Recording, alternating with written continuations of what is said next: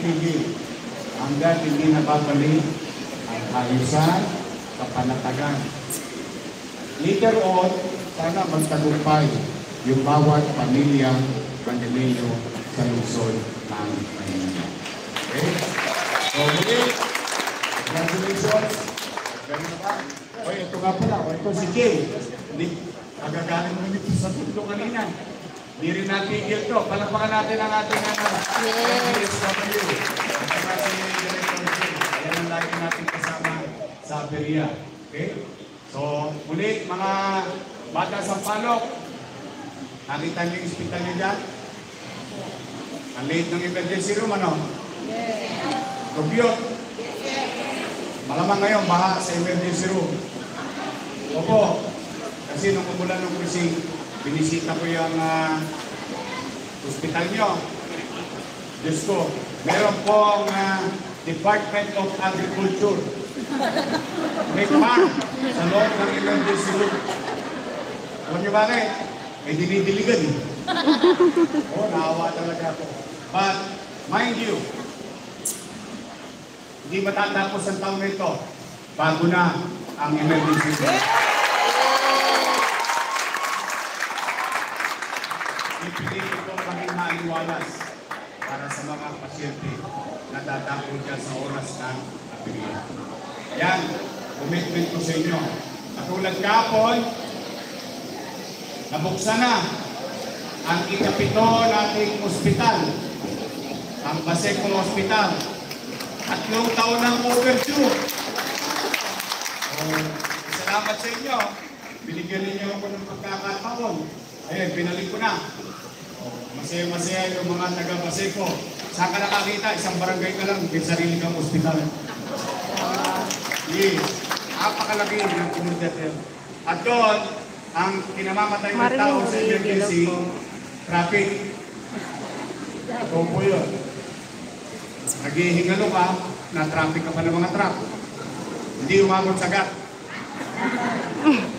GAT Andres Bonifacio Hospital. But I'm happy for them. Thank you sa inyo. O ngayon, at least kahit paano, within the year, ma-approve tayo for level 1 as General Hospital sa Baseco.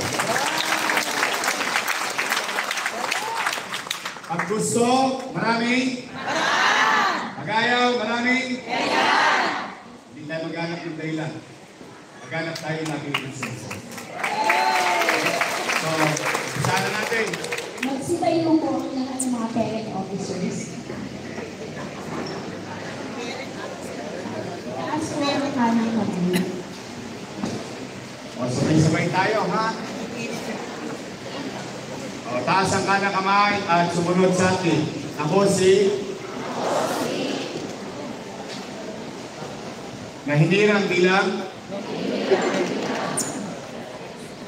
ng DCPA Homeroom Parents Officer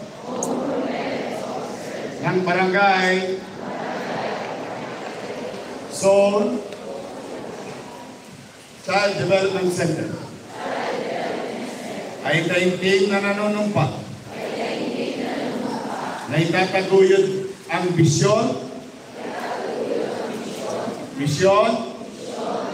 at mga adhikain ng aming Child Development Center. Tapat kong gagampanan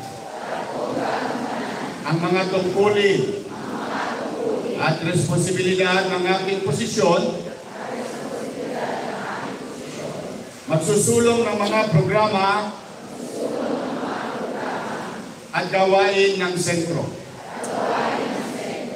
Makikipagtulungan ng may pagkakaisa sa aking mga kapwa-opisyal, guro, at mga magulang. At magsisilbing huwaran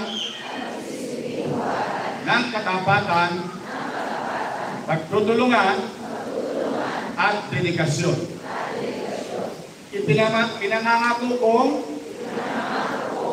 ilalaan ang aking oras, talento, at kakayanan para sa kapakanan